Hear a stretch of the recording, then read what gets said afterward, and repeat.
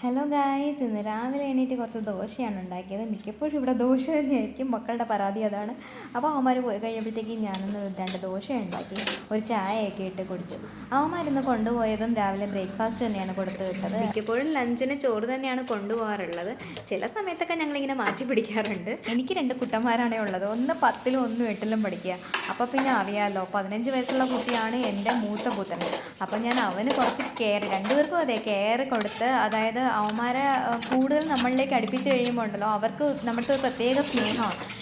ഇടയ്ക്കൊക്കെ I love you എന്നൊക്കെ പറയുമ്പോഴത്തേക്ക് ഭയങ്കര സ്നേഹമാണ്. പിന്നെ ഞങ്ങൾ എല്ലാ ദിവസവും സ്കൂളിൽ നടന്ന സംഭവങ്ങളും വീട്ടിൽ എനിക്കുണ്ടായ കാര്യങ്ങളും ഒക്കെ ഇങ്ങനെ ഓരോന്നും ഞാനിങ്ങനെ വിശദമായിട്ട് അവന്മാരുടെ അങ്ങോട്ടും ഇങ്ങോട്ടും ഞങ്ങൾ സംസാരിക്കാറുണ്ട് കേട്ടോ. അതൊക്കെ ഭയങ്കര രസമാണ്. നിങ്ങളൊക്കെ ഒന്ന് ചെയ്ത് നോക്കാം. അങ്ങനെ മക്കൾ തുറന്ന് നമ്മളോട് സംസാരിക്കും, ഓരോ കാര്യങ്ങൾ, എല്ലാ വിശേഷങ്ങളും പറയും. അപ്പോൾ ഇതൊക്കെയാണ് ഞങ്ങളുടെ വിശേഷങ്ങൾ. അടുത്ത വിശേഷങ്ങളുമായി ഇനി അടുത്ത ദിവസം കാണാം. ബൈ.